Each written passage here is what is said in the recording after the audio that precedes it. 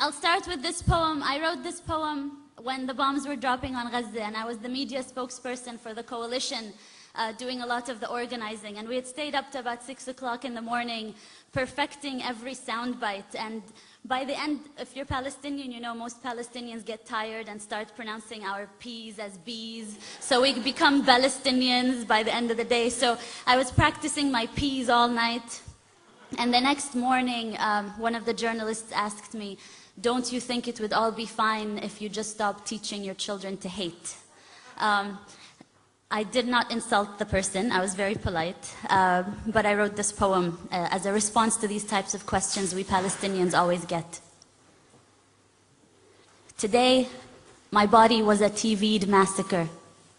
Today, my body was a TV'd massacre that had to fit into sound bites and word limits. Today, my body was a TV'd massacre that had to fit into sound bites and word limits, filled enough with statistics to counter measured response. And I perfected my English and I learned my UN resolutions. But still, he asked me, "Ms. Ziyada, don't you think everything would be resolved if you would just stop teaching so much hatred to your children?" Pause.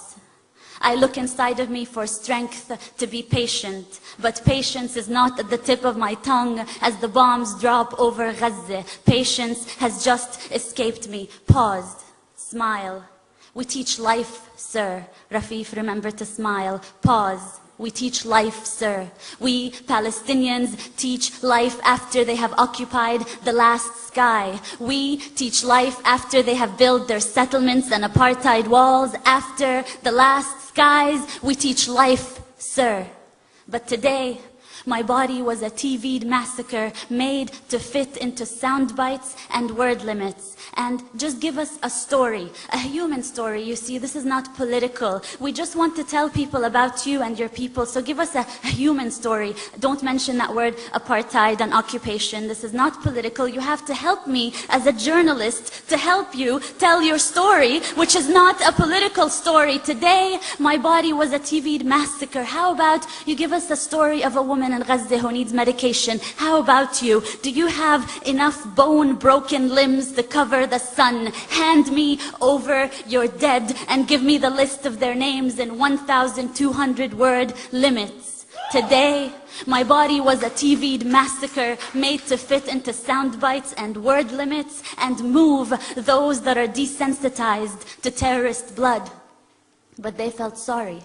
They felt sorry for the cattle over Gaza. So I give them UN resolutions and statistics, and we condemn and we deplore and we reject. And these are not two equal sides, occupier and occupied, and 100 dead, 200 dead, and 1,000 dead. And between that war crime and massacre, I vent out words and smile, not exotic. Smile, not terrorist. And I recount 100 dead, 200 dead, 1,000 dead. Is anyone out there? Will anyone listen? I wish I could wail over their bodies. I wish I could just run barefoot in every refugee camp and hold every child, cover their ears so they wouldn't have to hear the sound of bombing for the rest of their life the way I do. Today, my body was a TV'd massacre, and let me just tell you, there is nothing your UN resolutions have ever done about this. And no soundbite I come up with, no matter how good my English gets, no soundbite, no soundbite, no soundbite, no soundbite will bring them back to life. No soundbite will fix this. We teach life, sir. We teach life, sir. We Palestinians wake up every morning to teach the rest of the world life, sir.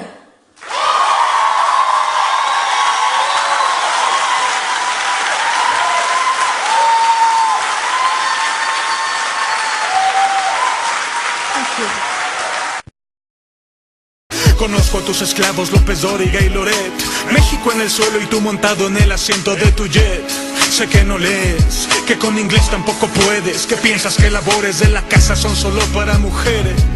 Yo no voté por ti, sé muy bien que mientes. Yo no voté por ti, no serás mi...